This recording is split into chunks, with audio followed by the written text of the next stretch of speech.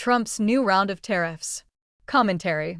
President Donald Trump's tariff defeat at the Supreme Court in February was never likely to end his push on trade. He has now come back imposing tariffs under new auspices of between 10% and 12.5% on some 60 American trading partners. China is scheduled to face a 12.5% tariff. Beijing has objected but has not yet responded otherwise. Because this upsets the Sino-American trade truce of sorts that was established late last year and reaffirmed at the May summit between Trump and Chinese leader Xi Jinping, Beijing doubtless will do more than just complain, likely by adjusting export restrictions on critical rare earth elements and possibly even on pharmaceutical supplies. Even when the Supreme Court issued its adverse finding on Trump's original round of tariffs, it did not object to the levies themselves. It objected to Trump's use of the International Emergency Economic Powers Act as justification. What was clear then, and as was pointed out in this space at the time, is that the president had alternatives.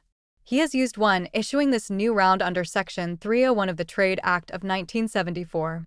This piece of legislation enables the president to impose levies on goods from countries that do not adequately guard against the use of forced labor, wherever it occurs.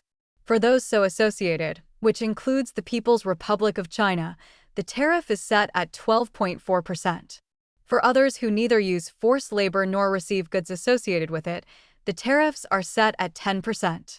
These levies replace the now expired 10% across-the-board tariffs that Trump imposed right after the Supreme Court decision under Section 122 of the Trade Act.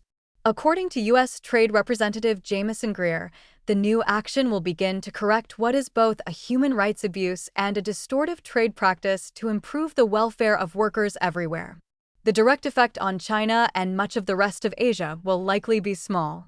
These levies, added to other, more specific tariffs, will raise overall levies on Chinese exports to the United States to between 20% and 47.5%.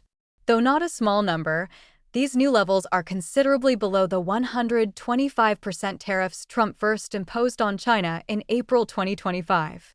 Even at this, China, as well as other Asian trading partners of the United States, enjoys tariff carve-outs for most types of electronics, from consumer devices to semiconductors, products that are especially important to Beijing. What may be of greater concern to Beijing is how the tariffs punish many of the countries that had become alternative buyers of Chinese goods when Trump's various tariff moves largely blocked Chinese exports to the United States. After all, Beijing's well-documented mistreatment of the Uyghurs and other Muslim minorities gives Washington a good case that the Chinese regime does use forced labor, as much as Beijing denies it. Beijing's fear could lie in how buyers of its products other than the United States, places such as Switzerland, Singapore, and others that buy Chinese exports or transship Chinese goods, including electronics and pharmaceutical inputs, might rethink their relationship with China rather than face a 12.5% tariff on their exports to the United States. Beyond lodging complaints, Beijing has yet to respond to Washington's latest move. Most other nations have talked about negotiations instead of retaliatory tariffs.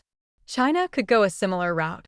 Beijing probably will apply pressure on Washington through its control over the global supply of rare earth elements, as it did late last year and again at the May summit between Xi and Trump.